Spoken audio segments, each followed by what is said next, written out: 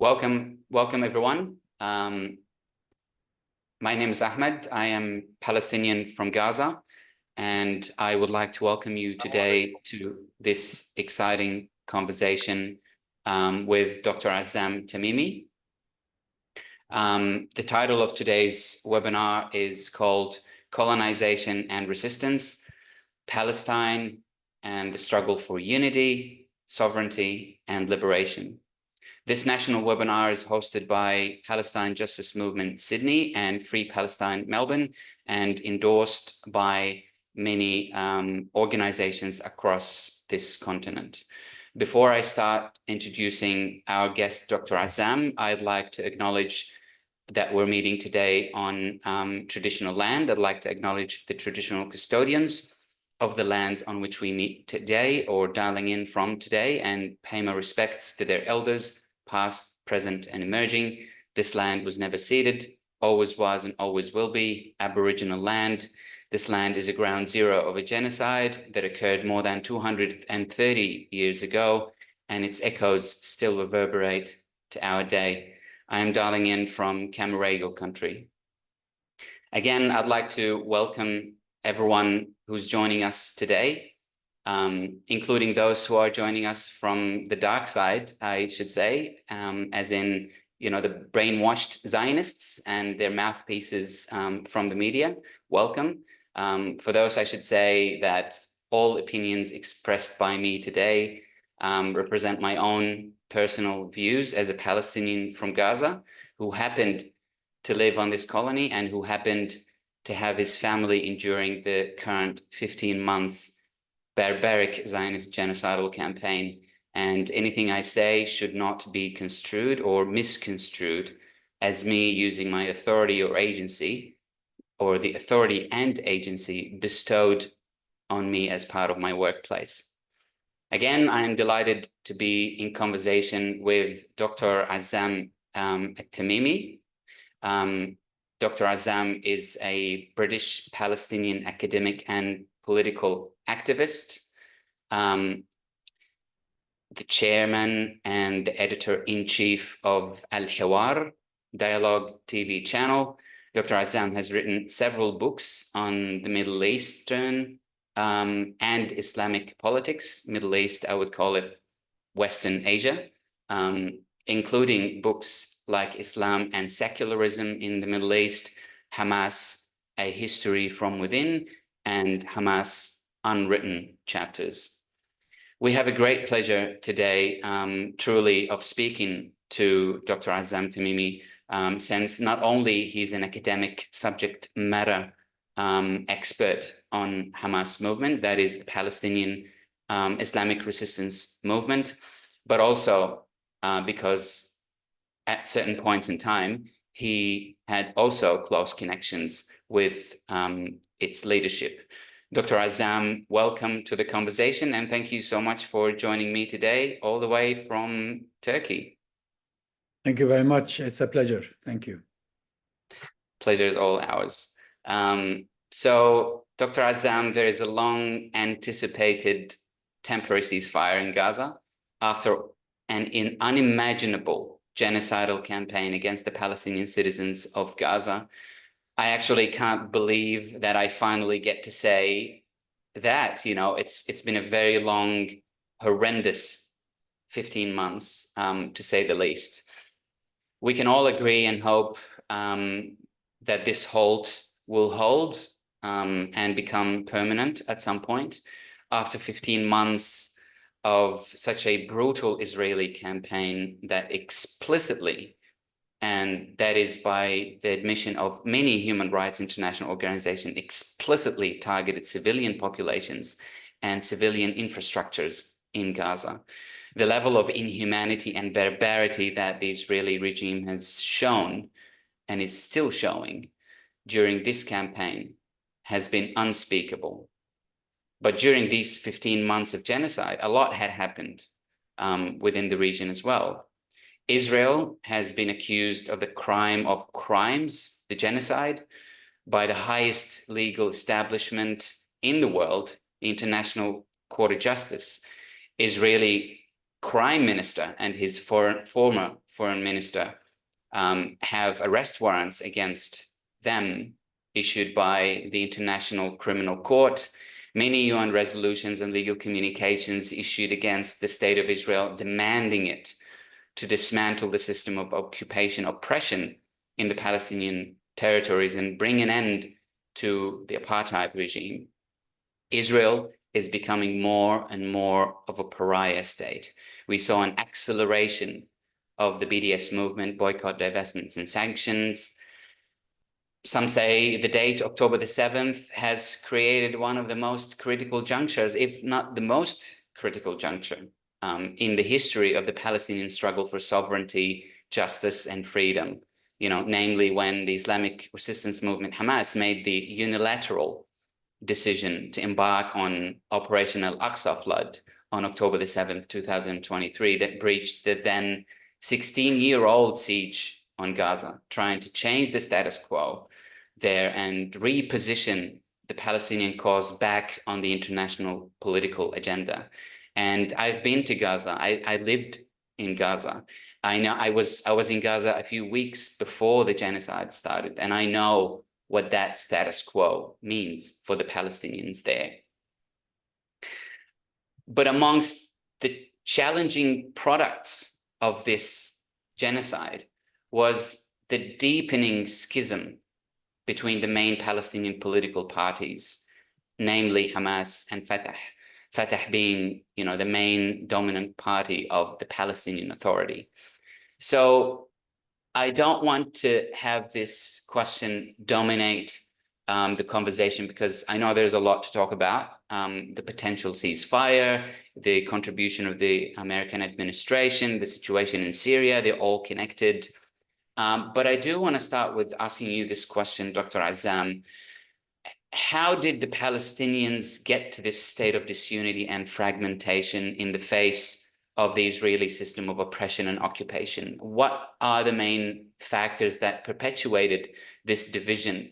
But before you start answering this question, just to set us up for this conversation, could you give us a quick historical review of the main Palestinian political players, including Fatah, the PLO, the relation between the two, and the evolution of the PA out of the two structures following the Oslo Accord, and more importantly, where does Hamas stand from those structures? I mean, what is the political context, the political forces within which Hamas was first created? I mean, these are a lot of questions, I know. It's a loaded, complex question, but I believe in relativity, as in behavior of things may be best explained in relation to external elements and conditions. So could you help us unpack those questions? Well, again, thank you very much for hosting me. And let me just begin with a slight correction. I did not write two books on Hamas. It's just one book, but with two different titles. The British edition is titled Hamas Unwritten Chapters. The American edition of the same book is titled Hamas, A History from Within. And it's just been published in Arabic. Actually, it was released 2 days ago in Beirut under the title Hamas Fasulun Lam Tuktab. And the book has already been translated into several other languages, including Turkish and Malaysian, etc. Now, the struggle for liberation always sees division among the indigenous population. That's natural. It's not really unique to the Palestinian situation, because there are always those who get tired or get exhausted and fed up and cannot continue the struggle and become prey to some promises and therefore decide to settle for something instead of everything, or settle for a little of what they have been struggling for. We saw this in South Africa before. We saw this in Algeria. We saw it in Vietnam. That's the human nature. And actually, the original Palestinian liberation movement that came into existence after a meeting of its founders in 1957 in Kuwait was the Fatah movement. And most of the founding members of the movement were originally members of the Muslim Brotherhood. They disagreed with their mother organization because the mother organization, the leadership of the mother organization, the Muslim Brotherhood, came out of the 1948 experience with bitterness because rather than being rewarded for the sacrifices they made to prevent the Zionist project from unfolding inside Palestine, they were actually severely punished by the governments of the day, especially in Egypt. So the leadership of the Muslim Brotherhood post-1948 in Palestine, I'm talking here about the Palestinian chapter, came to the conclusion that Palestine cannot easily be liberated or simply be liberated through the struggle of the Palestinians on their own. This is a huge project. This is a global project. It's a colonial project that needs preparations at various levels and needs the involvement of the Arabs and the Muslims. And therefore, the priority was for reviving the Ummah, for rebuilding the Ummah in order to stand up and defend the Ummah and defeat the Zionist project. Now, these revolutionary members of the Brotherhood who were not happy with this discourse came out, and together with Yasser Arafat, whom they came to know through the student years in Cairo, he was for some time the leader of the Palestinian Student Union, formed Fatah.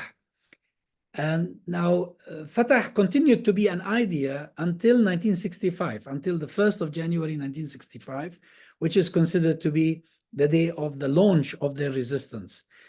What is interesting is that a year earlier, in 1964, the Arab League formed the PLO. So the PLO wasn't really a Palestinian creation. It was an Arab League creation. And the Arab League originally was a British creation.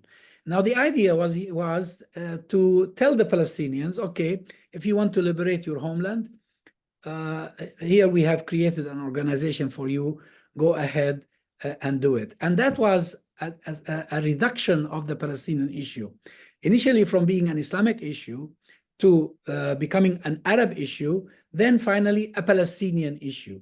And the founders of Fatah were very conscious of the threat that posed to the cause, to the extent that they considered the creation of the PLO a stab in the back, a conspiracy against the cause. I mean, imagine.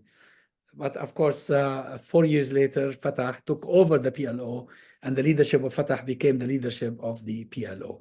Now, what happened in Fatah is that they adapted to the Arab situation and became integrated into the Arab official system and accepted the limits imposed on the Palestinians by the Arab system. Of course, we don't have time to go through this in fine details, but eventually what happened is that after Egypt entered into a peace deal with Israel in the aftermath of the 1973 war, the PLO leadership, represented by Yasser Arafat, were convinced that the train of peace was passing through, and they had one choice: to ride in that train or be left out. And that led in 1974 to the 10-point declaration. And the 10-point declaration is the first signal from the PLO leadership that they were willing to recognize Israel's right to exist in exchange for a Palestinian state. And that led to the emergence of the idea of a two-state solution.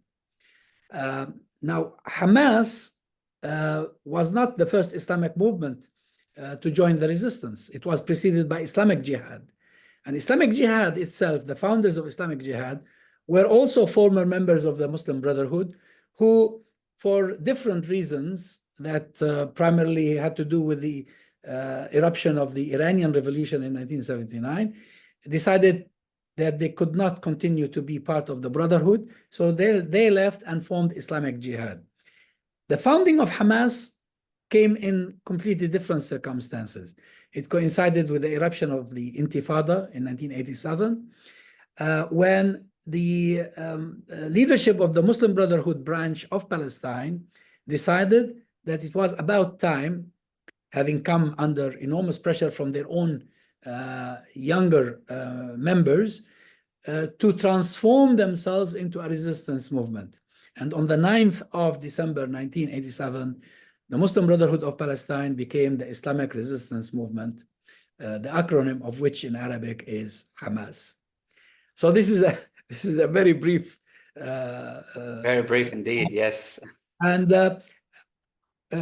you see, I have a problem with people who find this division within in the Palestinian community to be problematic.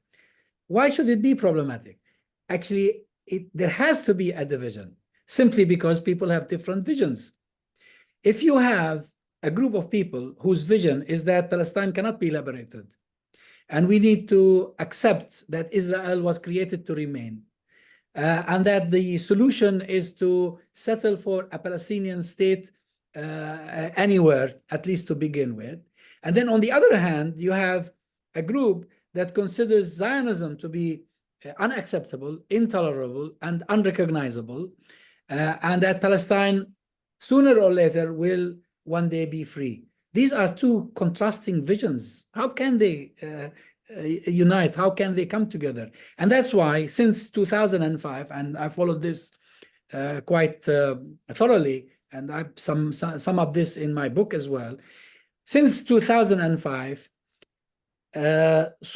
dozens of meetings were held between Hamas and Fatah in Cairo, in Doha, in Istanbul, and elsewhere to reconcile the two groups. Eventually, it was Israel that made the final decision that you cannot reconcile with Hamas until Hamas recognizes Israel. So Fatah ended up actually demanding a recognition of Israel from Hamas. So you see, how can you reconcile? How can you be united with the people who have this vision? My mother would not have accepted it. My father would not have accepted it. My grandparents would not have accepted it. Today, I don't accept it. My children don't accept it. My grandchildren don't accept it. No sane Palestinian who knows the history of his people or her people will accept recognizing the legitimacy of aggression on Palestine and the Palestinians. And that's mainly what people mean by free Palestine. You know, basically it's the Zionist rhetoric, it's the Zionist ideology that is in nature is a settler colonial ideology that seeks to weaponize religion to achieve political gains and imperialist gains in the region. And so I think so what I understand, Dr. Azzam, is the main difference and the main reason of fragmentation is actually the different understanding of how sovereignty looks like for the two parties. Is that a right characterization? Well, partly, yes, you can put it this way, but it is really about being defeated. Yasser Arafat was defeated. His Fatah movement was defeated. They couldn't. I mean, look at the contrast today. The people of Gaza have been hammered constantly for the past 15 months.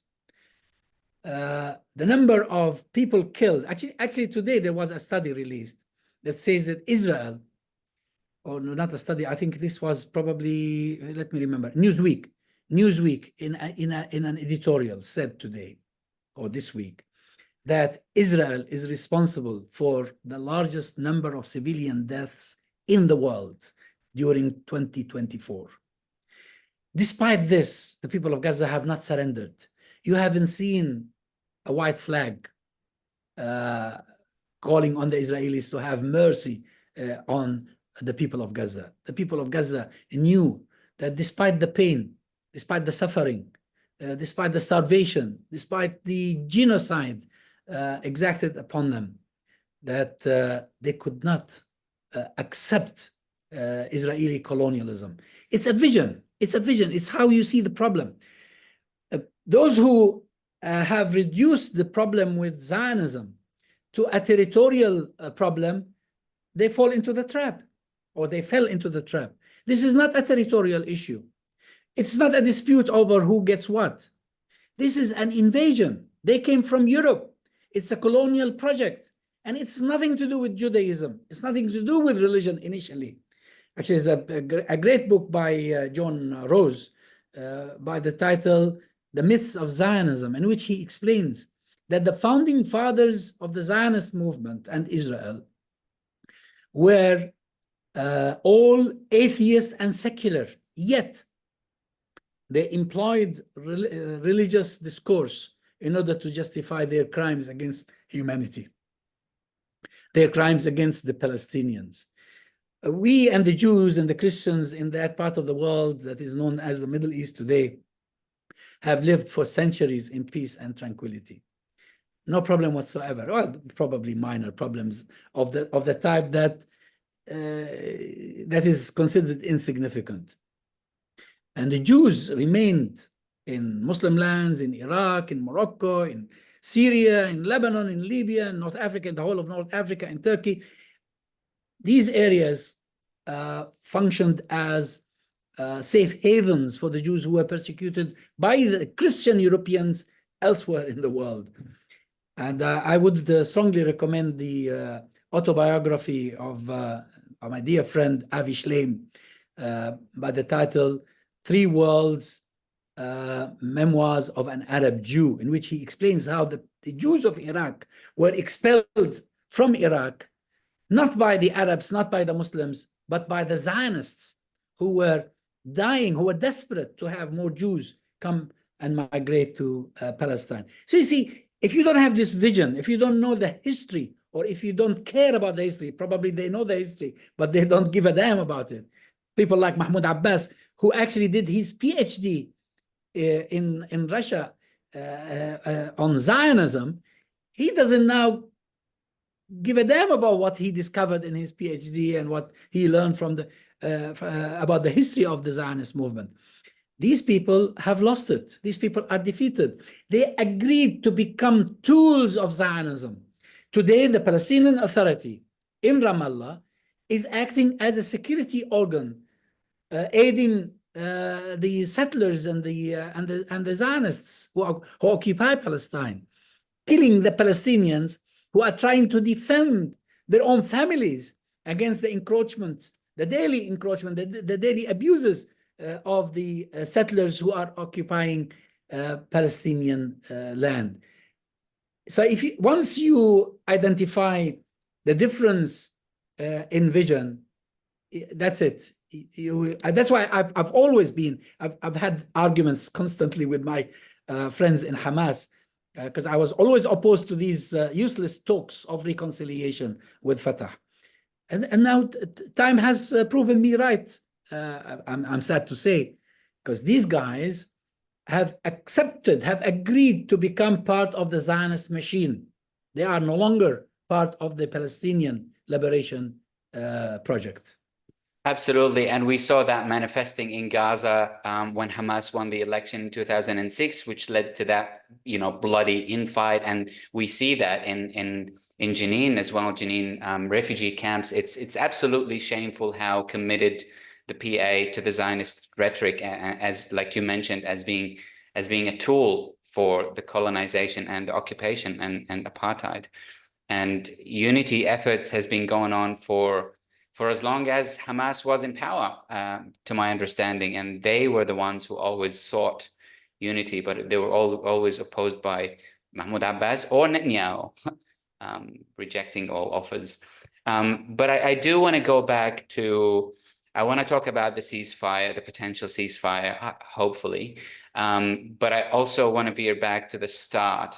I want to talk about, how did October the 7th operation and the genocide that ensued in Gaza impact this division, this fragmentation between the West Bank and Gaza? Because this is the dream of the Zionist regime, really, to keep the two Bantustans, if you will, separated politically, geographically, and so on and so forth. How did Operation October the 7th entrench that division? I mean, we're hearing a lot of talks at the moment about the popularity of Hamas in Gaza and the West Bank is not actually shaping well. I mean, there is a poll by the Palestine Center of Policy and Survey Research, PSR, which is an independent non-for-profit institution working from the West Bank, and they usually release different polls. They released different polls over the past 12 months, and the recent one, all the polls they showed kind of gradual decline in the popularity of Hamas in Gaza, but to my surprise, the popularity of Hamas in the West Bank is not actually declining, and we kind of see the reason. So I don't want to get out of this question, but how did October the 7th narrative now shaping up during the genocide in the Palestinian community? How do we talk about what happened in October the 7th after the ceasefire? Well, I'm not sure about the 7th of October having had a further impact on the division. I think the division is there anyway. I'm not also sure about how accurate polling can be in circumstances like the one endured by the people of Gaza, when people are homeless, starving, being massacred. I just really don't know how you can conduct a poll and claim that it is accurate, but it doesn't matter. Polls can be useful, of course, definitely. They give you certain measure of things, but for me, what really matters is the idea. The general public may have different sentiments in different circumstances, and that should not in any way influence the principle.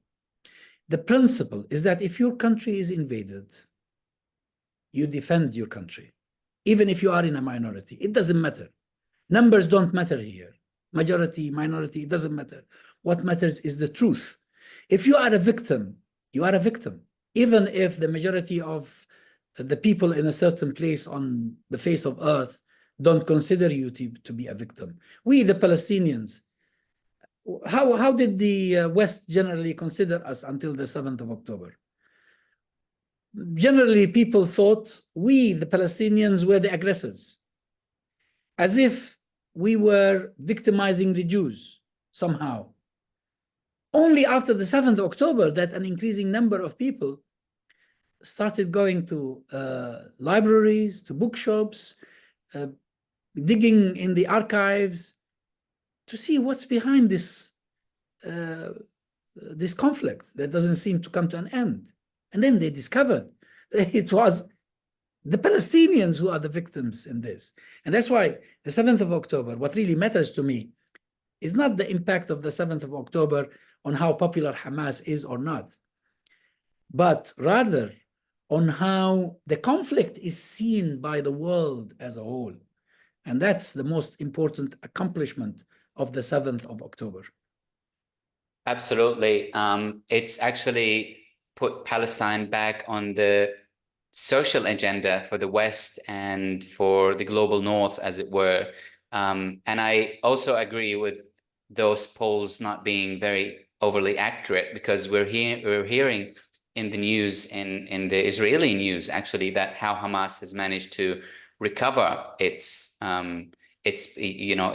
political enterprise, its social enterprise in terms of recruitment as fighters in Gaza. So all that should matter for some sort of statistics as well. But I want to go back to the ceasefire announcement.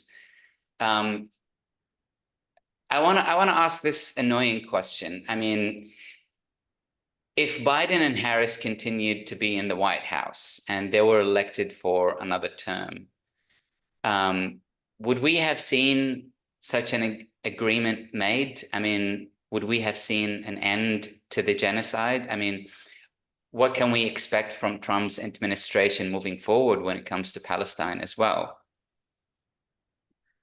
Well, it is true that Trump is claiming credit for the ceasefire agreement. And it is true that this is also the perception in many quarters.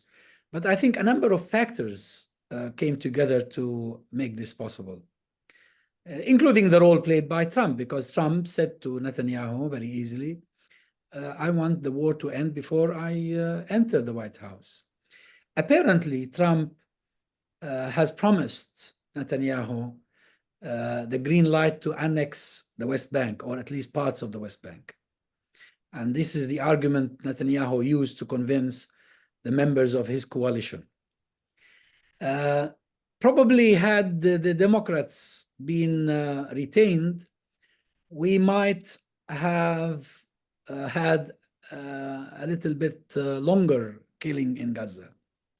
But eventually it was going to come to this, simply because Netanyahu was not achieving his objectives. I think that's the crux of the matter. That's a major issue here. He set out to achieve two goals: free the hostages and destroy Hamas. He neither freed the hostages nor destroyed Hamas. And it's become very clear that Hamas, despite all the losses incurred, had the ability to regenerate, to revive itself. And it was on a revival course. So probably we might have had a few more weeks, a few more months, but eventually Netanyahu was going to meet this fate because of the growing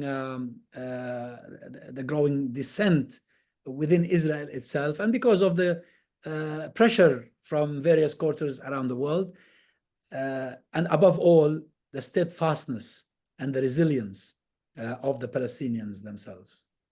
Absolutely. I always say it's not just Trump, it's not just Qatar, it's not just those people. I mean, most of the work that was done on the ground in Gaza, fending off the invasion of Gaza and the sieging and the ethnic cleansing, and also, a lot of credit should be given to those negotiators on the Palestinian side, being steadfast and resilient in the face of, this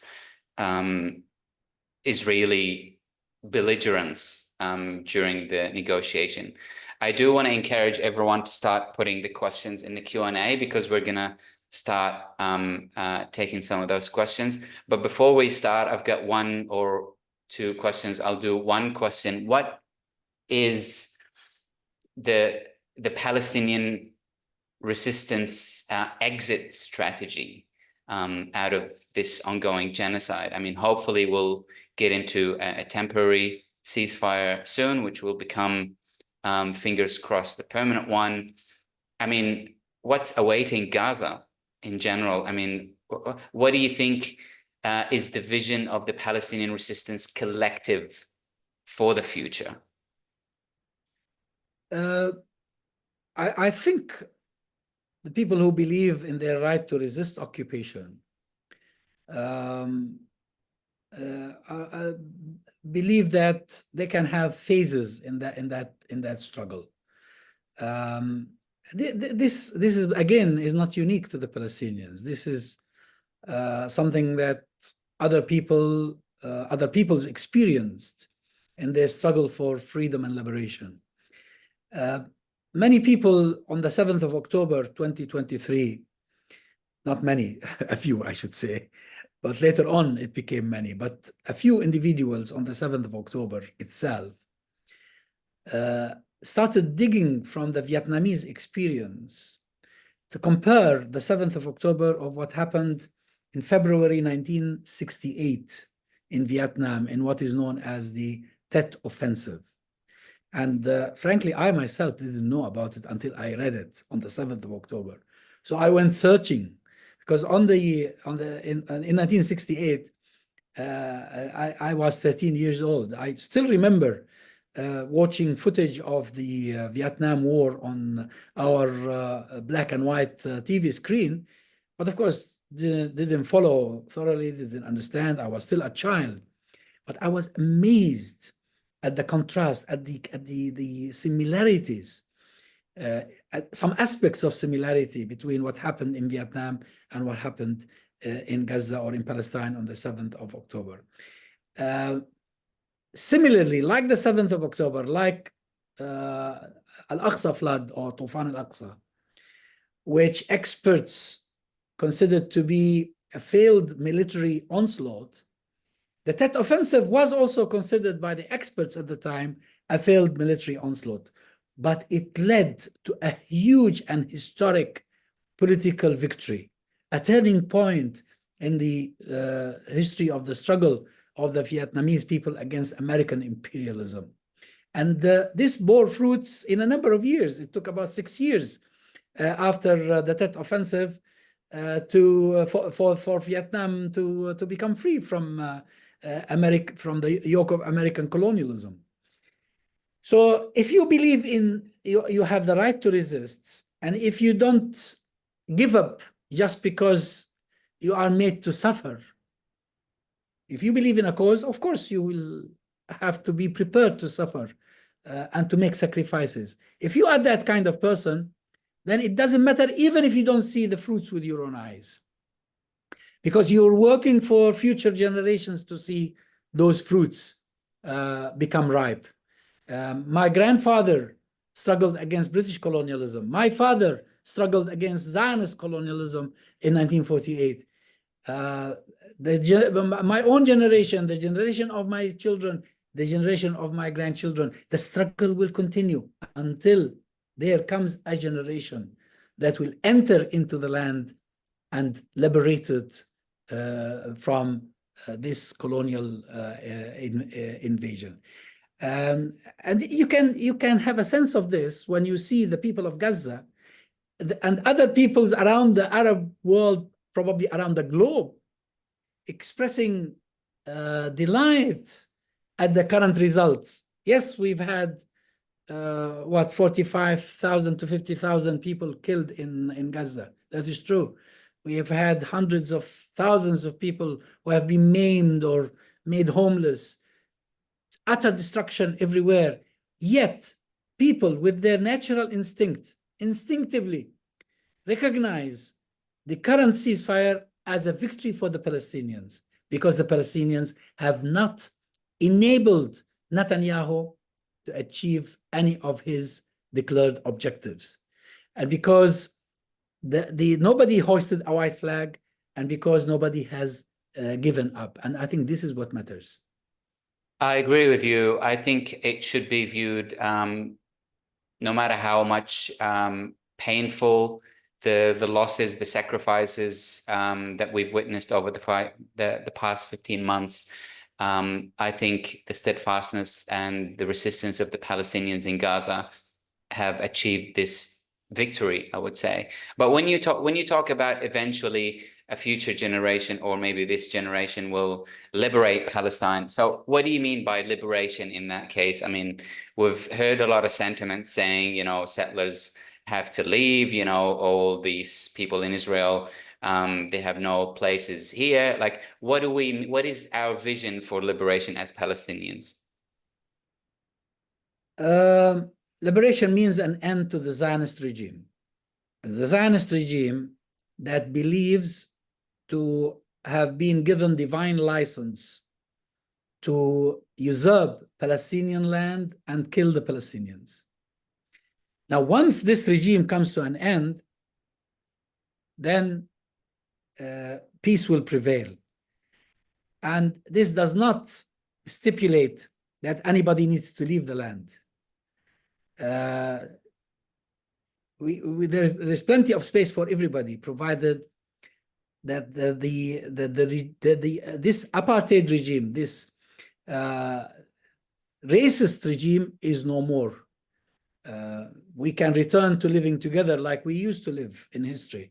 Palestinians, Arabs, Muslims, Christians, Jews, living together as equally dignified human beings.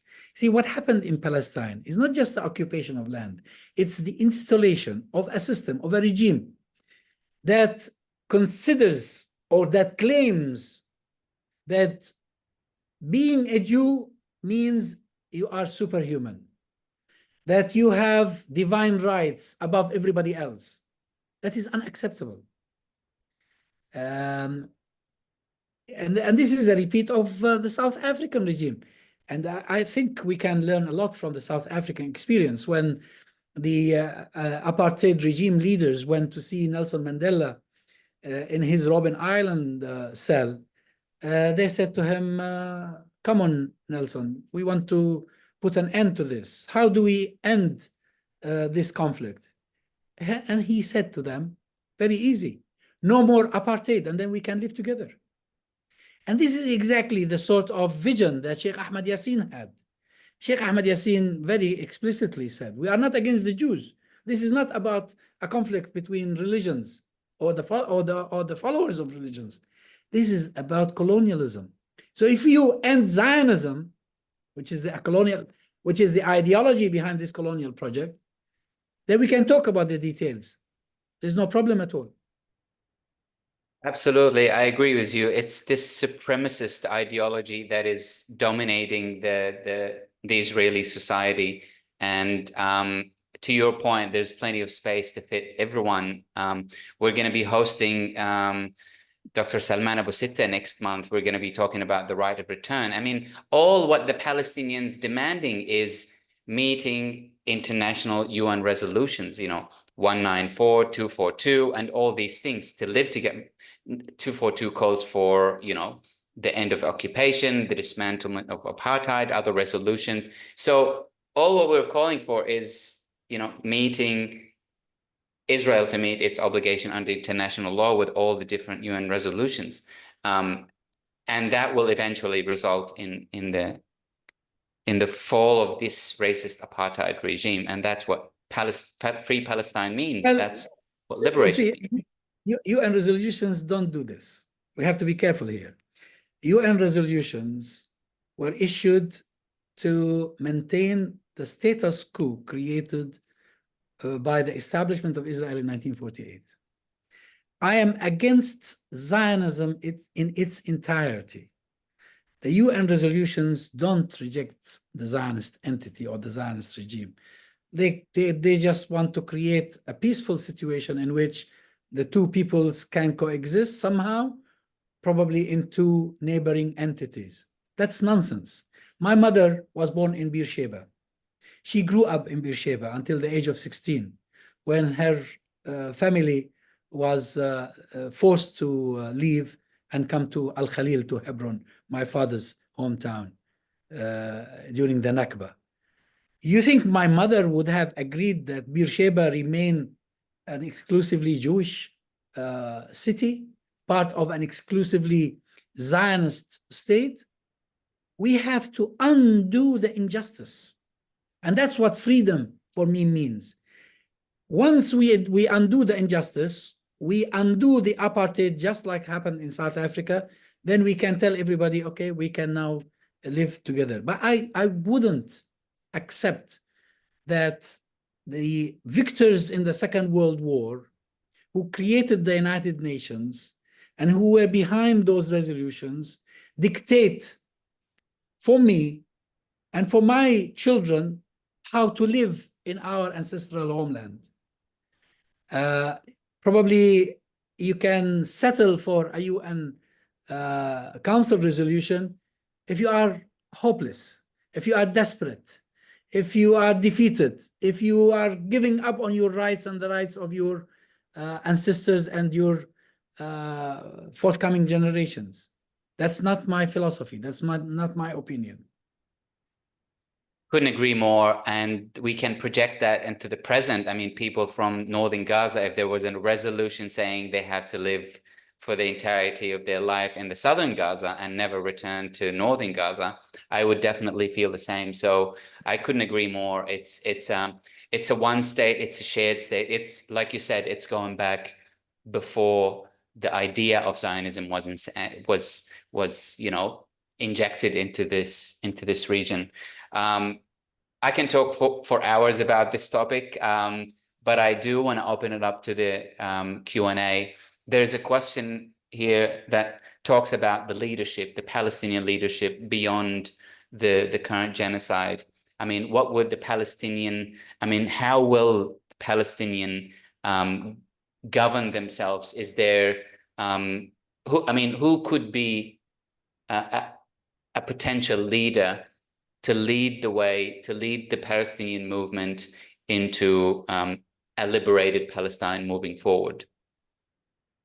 Well, that's a matter for for the Palestinians to decide. As the Palestinians gave rise to previous or current leaders, they will do the same in the future. Once again, I want to stress here is that what matters really is the vision, the clarity of vision. If we know what we want, then we will generate the leaders that will struggle in order to accomplish that hope and that aspiration. There is another question here that says, in light of the judgment back in July by ICJ finding the occupation illegal, should this be the focus of movement in Australia now? It called for a change. Countries like Australia treat Israel economically, diplomatically, and culturally. And can you talk about ruling and explain what the court consider occupied territories, 67 borders, or Oslo? Is it time to accept mini-state as a step to future liberation? No, it is time to recognize Zionism for what it is.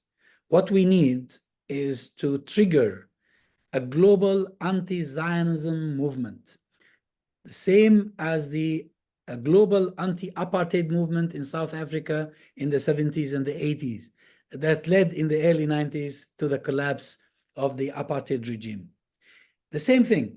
You see, whether the Palestinians have a mini state or a big state, so long as there is a Zionist state next door, that Zionist state, because of the supremacist ideology, because of its racism, because it is the another side of the Nazi coin, there will never be peace in the region. You can have peace in the region if you treat all humans as equally dignified creatures of their Lord. That's what we need to aspire to achieve. And I think the principal struggle for the people who sympathize with the Palestinians around the world is to impose sanctions on Zionism and the Zionist entity, to engage with BDS, to be active in that boycott process, and also to be active in enlightening the general public about the truth, about the reality of Zionism, its history, its ideology, and what it's doing to the world. I mean, look at what Israel is doing, not just inside Palestine, around the world. They're involved in crimes against humanity in so many places. Look what happened when Assad fell in Syria. They immediately started bombarding left and right inside Syria. They occupied a large piece of land and then eventually withdrew also in Syria. Look how much havoc they continue to create inside Lebanon. Look at the attacks on Yemen. Look at the coalition the Zionists have with Arab corrupt despots who are persecuting their people, who are imprisoning tens of thousands of political prisoners, torturing them and letting them rot inside jails. There is an alliance between Zionism and the corrupt Arab regimes.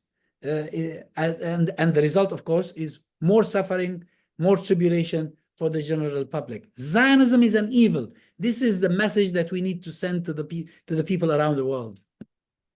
Absolutely. It's addressing the root cause of the problem, the initial root cause. And, Israel always goes about saying, Iran is the head of the snake. I would say Zionism is the head of the snake, is the root cause of all the oppression that is, wreaking havoc on the whole region. I wanna go to that question, which is really, really important in the West. Do you think there has been a purposeful demonization of Arabs and or Muslims in order to suppress empathy and understanding towards the Palestinian struggle, or is there specifically an anti-Palestinian sentiment in there? I mean, we're hearing in terms of, demonization, Islamophobia, and so on and so forth, we're hearing, that narrative. They zoom in on certain words in the West, those Zionist mouthpieces, calling, when Palestinians call their victims of this genocide as martyrs, for example. So this wording trying to reflect a negative, twist on it. So do you think there's purposeful demonization of Arabs, Muslims, Palestinians, or in the West? Well, this has always been in existence. I remember as a young man, I was 18, 19 years old when I first went to the UK to study, where I did my A-levels and did my BSc. And I remember on television and among folks, Arabs were not really that highly respected because of the portrayal in the media. Not only because of the portrayal in the media, but also because of the behavior, because of the conduct of some of the Arabs, especially the rulers. I remember that some of the rulers of Saudi Arabia and the Gulf countries in the 70s and the 80s who used to come to the UK and how they squandered money and left and right and sort of association with what actually Islam forbids. Most of the sins that Islam forbid, they associate with because of their money. So the image of the Arab, the image of the Muslim has always been tarnished by a variety of factors. And I think the Zionist lobby uses this. The Zionist lobby exploits it because in order to defend Israel and justify its crimes, they turn to the people and say, oh, look at the Arabs. This is the Arabs. This is the Palestinian. This is that. And this is so. Though they go to bed with some Arabs. They don't mind. The corrupt Arabs, they go to bed with them. But I think there are moments in modern history where the image of an Arab suddenly improved. And I remember in 2011, as a result of the Arab Spring, the image of the Arab was a brilliant one in many circles in the West. So when the Arabs improve their conditions, when they do better, then their image improves. And I think since the 7th of October, the Zionist lobby is finding it increasingly more difficult to tarnish the image of the Arabs and the Muslims, because people look around and say, look at the people of Gaza. Look at the model they are setting. Look at the example they are setting of sacrifice, of determination, of steadfastness, of resilience, etc. So yes, so much money is being spent on the distortion of the image of the Arabs, the Muslims, and the Palestinians. But I think there are also bright moments, nevertheless. Absolutely. So this is a good segue for the next question about the Zionist lobby in the US. There's a question there that says, it seems to be clear that Zionism will not fall until the US stops endorsing them. Will this happen? Well, it is true that the United States of America is the main backbone of Zionism today. It wasn't like this in the past, but it is today. And the reason for this primarily is not really Jewish influence, as some people think. It is actually the Christian Zionist lobby. Christian Zionism in the United States of America is a major power. And although they are anti-Semites, as a matter of principle, actually, they hate the Jews. And that's why they want to send them to Palestine so that when the Messiah comes, they're given the choice either to become Christian or be killed. So you cannot be more anti-Semitic than this. Yet, the Christian Zionist lobby plays a major role in guaranteeing the support that Israel receives from the United States of America. Now, it is very likely this will change. We've seen recently, I mean, since the 7th of October, we've seen a marked change among the new generation of Jewish young men and women. This is important. Perhaps the day will come when we will see similar changes within the ranks of the younger generation of Christians in America. So I wouldn't rule out anything. It really all depends on how the Palestinians, the Arabs, and the Muslims, and the supporters of Palestine fare. If we do our job, if we send the right messages to the world, eventually these are human beings, they will be receptive, and they will be affected by the truth if the truth manages to arrive at their doorsteps. Absolutely, I couldn't agree more. I mean, educational campaigns are really, really potent in, raising awareness about the nature of Zionism, the origins, the anti-Semitism that actually created Zionism in the first place, and how, Zionism actually feeds off of anti-Semitism as it goes. Like you mentioned, the Christian Zionism is an anti-Semitic movement right from the beginning. But I can't help but noticing this question here. What is the role of the Abraham Accords in normalizing Zionism, or in combating our work here in the diaspora in educating the public about Zionism, while Trump is for example, if he continues to proceed with normalizing relations between our countries and Israel? Well, indeed, the Abraham Accords is an umbrella for normalizing relations with Zionism. And the idea behind it is that if you get more Arab governments to join in, then that will provide Israel with better security and better engagement. It becomes part of the region, a more natural part of the region. But that's just a myth. It's a mirage, because no matter how many governments join the Abraham's Accord, the peoples of the region overwhelmingly reject this notion, don't accept it. I mean, look, the United Arab Emirates, Bahrain, Morocco, Sudan, Egypt, Jordan, these are the overtly normalizing countries with Israel. And there are several that covertly normalize. Saudi Arabia was about to join in on the eve of the 7th of October, but the 7th of October disrupted their plans. Yet, the peoples ruled by these regimes, from the Atlantic to the Gulf, overwhelmingly reject Zionism and consider it to be an aggression and a threat. So it won't work. And if only people like Trump would listen. Don't waste your time and money on something like this. It won't work.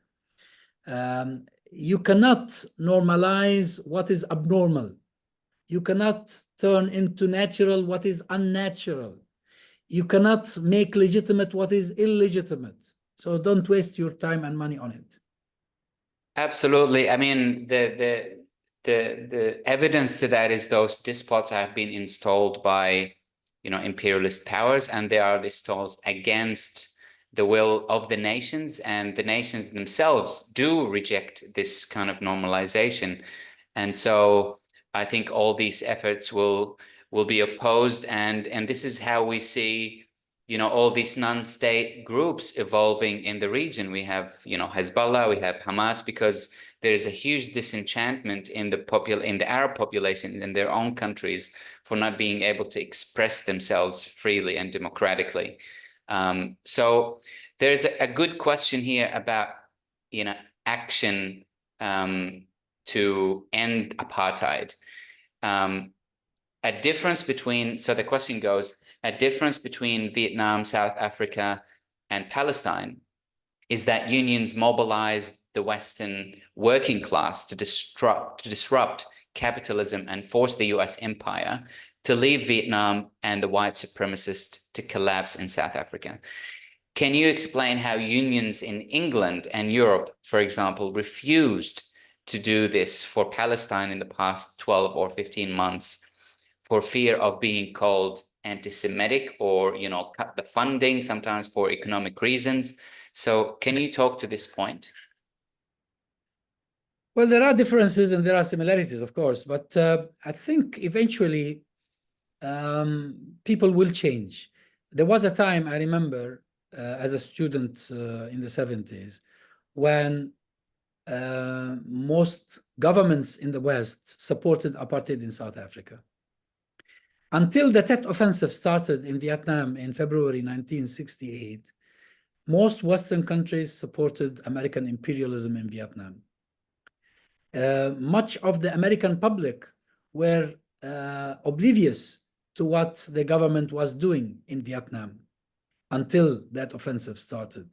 It was an eye-opener. So you see, people go through stages. Those who refuse to defend the truth today might change their position in the near future or in the distant future, depending on circumstances. What matters really is what we do. I mean, if I and you and the people who are joining us today and listening to us, if they support justice in Palestine, they need to ask themselves, what is it that we need to do more in order to effect change around the world? Whether you are active in the media, in the social media or the traditional media, whether you are in economics, in politics, in whatever field you are in education, which is a very important sector, we need to plan to change the world around us, because the world changes. It doesn't remain constant. It's not always the same. There was a day when Nelson Mandela was considered to be a terrorist. Margaret Thatcher famously said, or infamously said, that he is a terrorist who would never be allowed to set foot on British soil. And then when he was elected president, when his people became victorious and he was elected president in 1994, he arrived in the UK and elsewhere in the world celebrated as a champion of freedom and justice and human dignity. So things can change. We need just to be patient and never give up. Absolutely, it's a marathon. And then we have all these instruments like BDS. We could also create an educational awareness campaign around BDS, as we call, for boycotting Israel and imposing sanctions. I wanna go back to Palestine, and I want to talk about the current situation in Jenin. There's a question here. How can we achieve unity with the aggression of the Palestinian National Authority for the resistance in Jenin refugee camps and in Jenin in general? I don't think we can achieve unity. There will always be dissent. There will always be a group that doesn't see eye to eye with you. Well, if you don't see eye to eye with me on the details, no problem. We can sort that out. Humans don't always agree on every single issue, but on the principles. We're talking here about the principles, about the vision. What we need to do, I mean, the role is to remind people of what this conflict is about, so that those whose efforts are aimed at prolonging occupation, prolonging the suffering of the Palestinians, are perceived as part of the entity of the enemy, not the friends. The Palestinian Authority in Ramallah is part of the Zionist project. It's not Palestinian. It's Zionist, because that's what they do. Unless people see them as such, there will always be this confusion. Oh, why are the Palestinians divided? Why are they killing each other? Why are they doing this? Why don't they do that? Try and understand where this all comes from. It comes from Oslo. Oslo is the agreement that turned the PLO, the Palestine Liberation Organization, into an organ of occupation. That's what happened. Absolutely. They should change the name to ZLO rather than the PLO now, or the PA to ZA, the Zionist Authority. Couldn't agree more. I mean, if they don't agree on the principles of, combating the main issues, Zionism, occupation, and colonization, which the PA doesn't agree with, then I think it's going to be difficult for unity. I do want to have a question about the UN. I mean, will the UN be able to resist Israel's attempt to destroy UNRWA and redefine who is a Palestinian refugee with the right to return and who is not? And, UNRWA's funding is in danger. UNRWA is being cut off from operating in the Palestinian territories by Israel.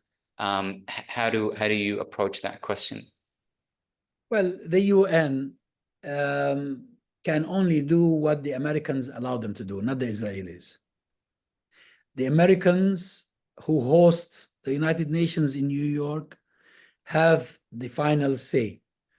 The UN is a useless organization, really, in terms of serving justice in the world, because it was created by the victors in the Second World War to make sure, to guarantee that those victors remain to be hegemonic, remain in charge of world affairs.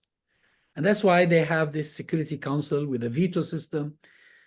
So really, unless there is a will on the part of these powers that control the United Nations, don't expect much out of it. Talking about the United Nations, there's a question here. What is your opinion on campaigning to unseat Israel from United Nations, given there are mechanisms to circumvent the US veto? I'm not an expert in this regard, but if there is a mechanism to do this, why not? This is part of the struggle.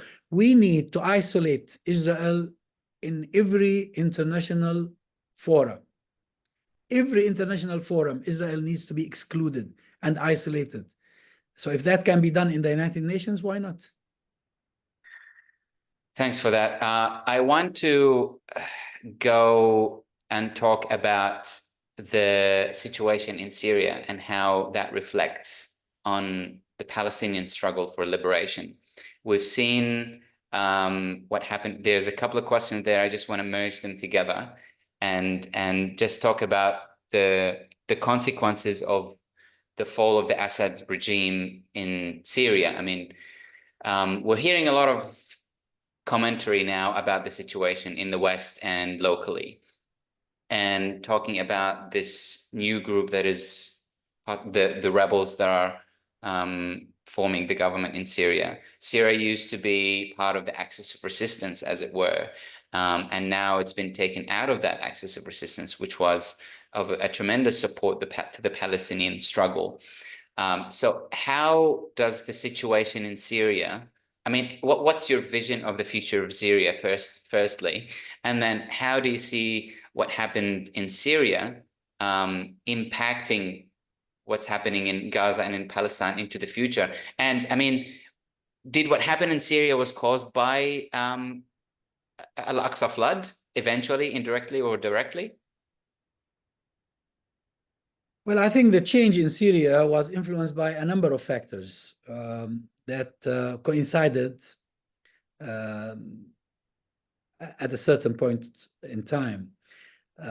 Definitely the blows suffered by Hezbollah contributed to that, because Hezbollah played a pivotal role in sustaining the Assad regime in Syria. Iran and what it suffered as well had a role in this.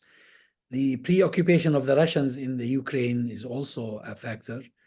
But at the same time, the creation early on of a Syrian entity in Idlib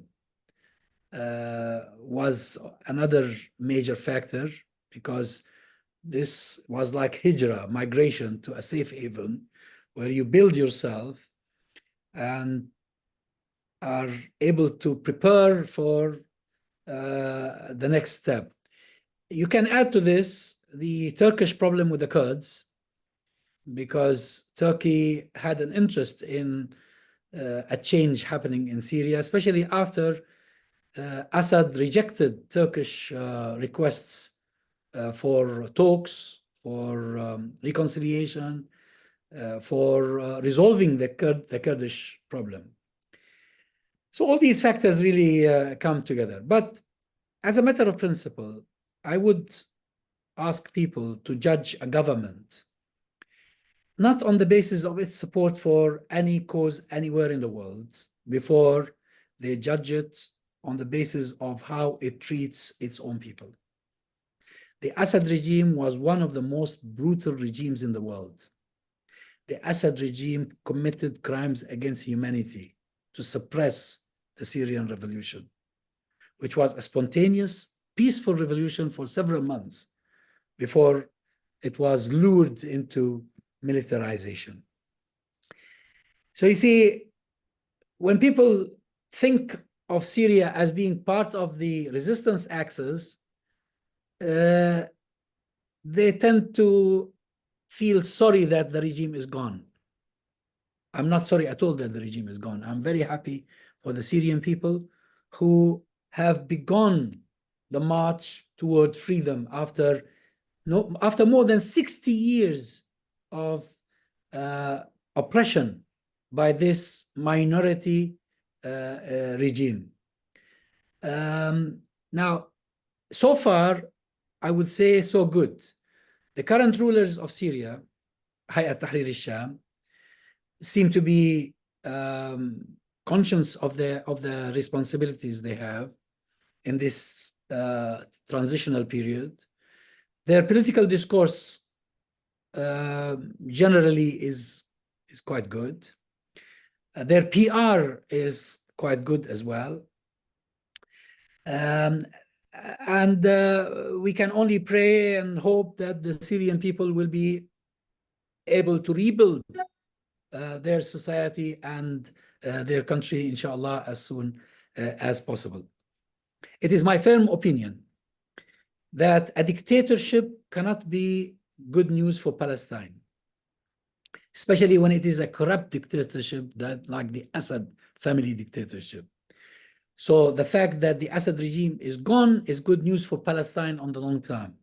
I don't deny that the Assad regime at various stages did provide the Palestinians, and Hamas in particular, with assistance, and even hosted Hamas until the Syrian revolution erupted in 2011, when Hamas chose voluntarily to leave because it refused to side by the regime against the people. And of course, later on, there was some division within the movement regarding how to deal with the situation. Nevertheless, it is my firm belief that Palestine will only be free when the peoples around it are free. The Arab peoples need to be free from the shackles of despotism, need to rid themselves of these corrupt regimes that are blackmailing them, embezzling them, that are robbing them of their livelihood. And Syria is the beginning. I hope to see this repeated elsewhere in the region. Couldn't agree more. Absolutely. I mean, the way to liberation is through liberating the entirety of, the Arab countries, especially because you mentioned Ummah at the beginning. I mean, Arabs belong to one contiguous region, really, and this is how they thrive throughout the history and heritage. And drawing these Sykes-Picot borders in between them, it only contributed to just destroying that connection. But I don't think it succeeded in completely destroying the connection. We can see, the marches, the demonstrations everywhere in the world, mostly the Arab populations coming out, not so much in dictatorships. But I totally agree with you. I mean, there should be freedom in the surrounding countries as well. I do want to go back to the idea of Zionism. There's a couple of questions there I just want to merge. So the majority, Howard Morosi is saying the majority of the Jewish religion may not have supported Zionism in 1948 or before that, might add. Are you aware that this has changed and that now the majority of the Jewish people indoctrinated as Zionists? Also, the majority of the Jews since the 19th century, the 20th century, has been traditional or secular, and probably a majority has been either Zionist or neutral. So I'm not sure if that's a question or not, but there's another question saying, can you define Zionism again for everyone who hasn't been educated about the terminology before again? Well, when we talk about Zionism, we usually talk about what is known as political Zionism, which is the ideology that justifies the creation of a Jewish homeland in Palestine. And this justification, although it was invented by secular atheists, founding fathers of Zionism, relies heavily on biblical claims. And I would recommend in this regard several books. One of them I mentioned earlier by John Rose, The Myths of Zionism. There's a brilliant book by Michael Pryor called The Bible and Colonialism, and it shows how throughout the history of colonialism, the Bible was used to justify these crimes committed by the colonial authorities. And the author cites three main examples after the introduction. He talks about three examples: the conquesta of Latin America, the South African apartheid, and the Zionist entity in Palestine. There's also another brilliant book by Israel Shahak called Jewish Fundamentalism in Israel.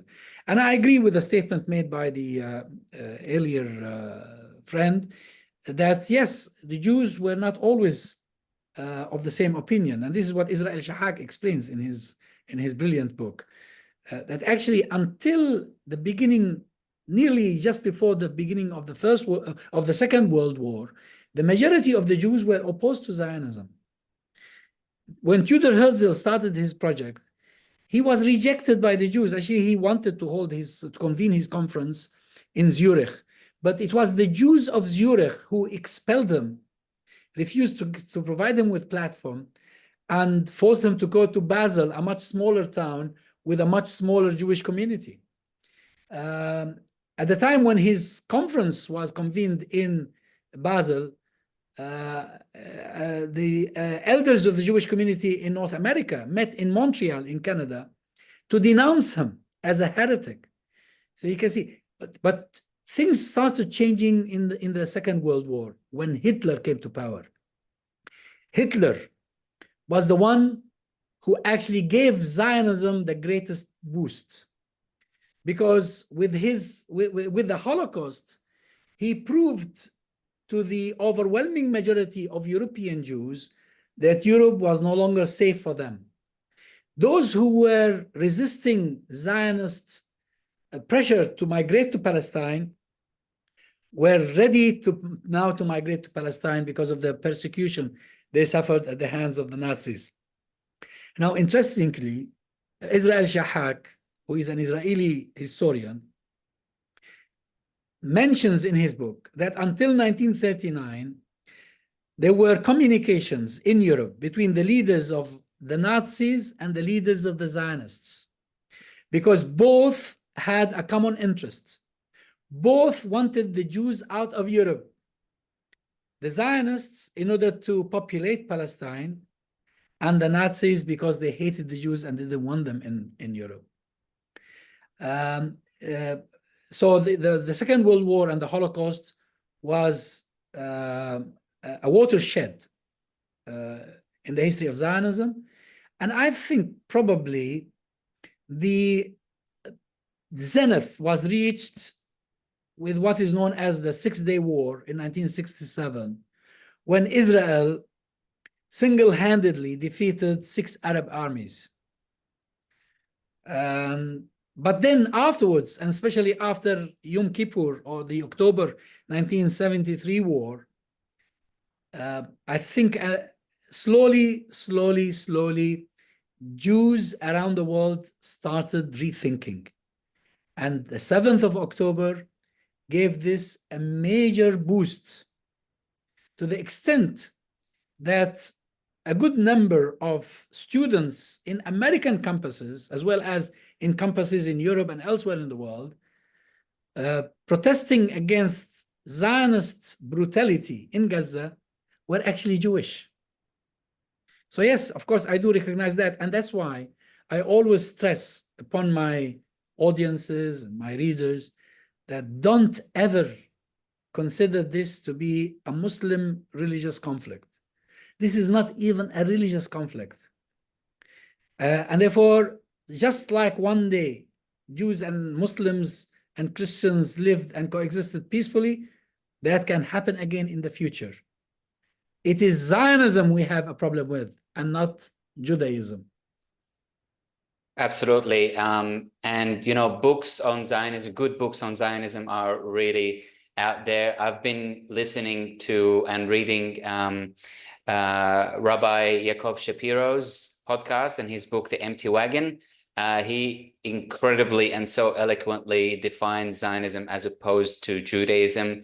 And, you know, Judaism as a start, I agree with you, you know, in the 20s and 30s, there's this figure in the Jewish community back then. His name is Edwin Montague. He wrote to Balfour when he learned about the promise that is about to be issued. He actually called Zionism as a mischievous creed, and it will prove to be a rallying ground for anti-Semitism as well. And we see that happening in front of us.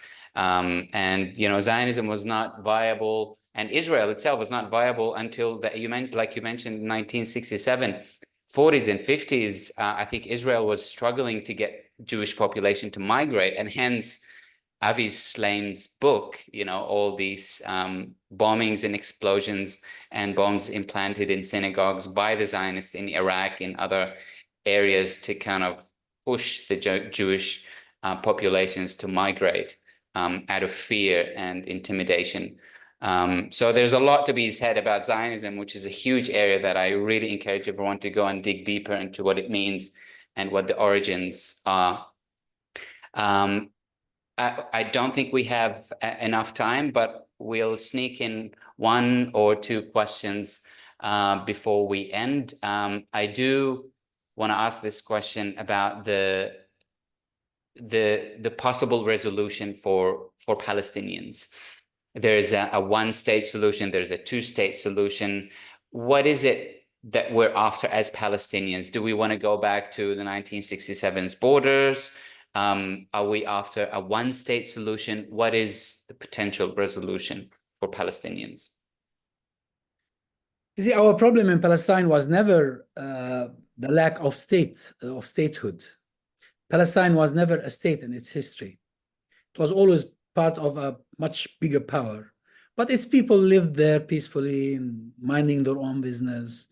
I mean, my ancestors, we go all the way back to Tamim ad-Dari, who was a Christian before he embraced Islam.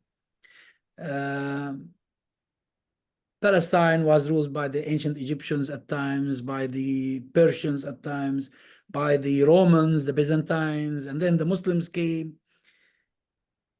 So it's not a question of the so-called Palestinian people having a state. This is not the issue.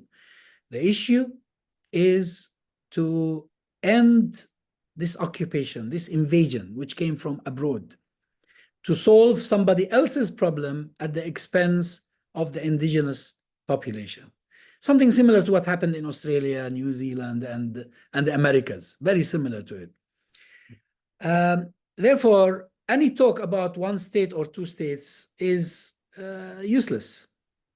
Why are we talking about this?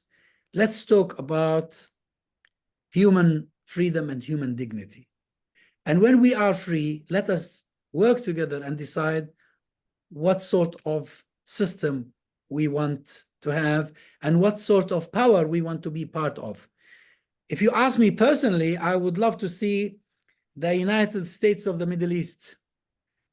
I would like to see Palestine part of the Ummah again. But before that, we need to be free from this racist regime that is imposing itself upon us. So again, I remind here of what Nelson Mandela said to the politicians who went to consult him in his Robben Island prison cell. He said, end apartheid and then we'll talk. And I say, end Zionism and then we will talk. Any indulgence in talking about a form of state is a distraction, and I'm not willing to be part of it. Mr. G here says he will definitely move into the United States of the Arab world or the Middle East. It'll be a great place to be. Last question, Dr. Azzam. So how do you see the Palestinian leadership shaping in the future? The question is, does the current type of leadership in Palestine need to change or have a shift in attitude in order to ensure the efforts to rebuild occur smoothly? Well, like every other people in the world, what we hope is to have a leadership that respects its people, that is chosen by its people, and that is accountable to its people. That's really what we want, because we've suffered, all the Arabs, not just the Palestinians, we've suffered constantly because of despotism. We need to avoid another despotic situation, another despotic state. And I think the overwhelming majority of the people in Palestine, as well as in the region, are aware of this. And that's why we had the Arab Spring in 2011. And we are likely to have another round very soon, because the peoples of Egypt, the peoples of Tunisia, the peoples of Yemen, the peoples of Libya, the peoples of Iraq, like the peoples of Syria, are all thirsty for justice. And that justice can only be provided when the people are able to choose their leaders and make those leaders accountable to them. And this is what we want in Palestine. Absolutely. Finally, Dr. Azzam, any final remarks or recommendations for Palestinians in the diaspora, for the pro-Palestine community that have been galvanizing over the past 15 months? Do you have any message for us moving forward? Well, I would advise everybody to have hope. Never lose hope. And the people of Gaza have taught us. We have learned a lot from their steadfastness, from their resilience, and from their hope for a better future. And at the same time, if you want to be part of this glorious future, search for your place in it. What is it that you can do and you must do?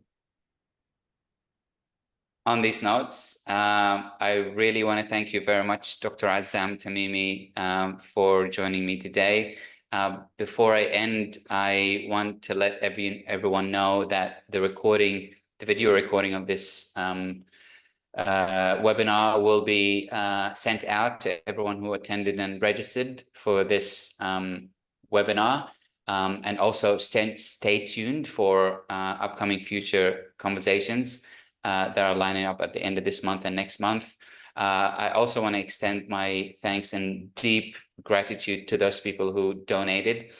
This webinar was free to attend, but people generously donated, and own donations will go to families in northern Gaza. I am in touch with a family that looks after displaced people in North Gaza and orphans, providing them with whatever they can. So I want to thank you for all who donated generously. And thanks everyone for joining us today. And hopefully we'll see you again. Thanks, Dr. Azzam. حياكم الله في أمان الله.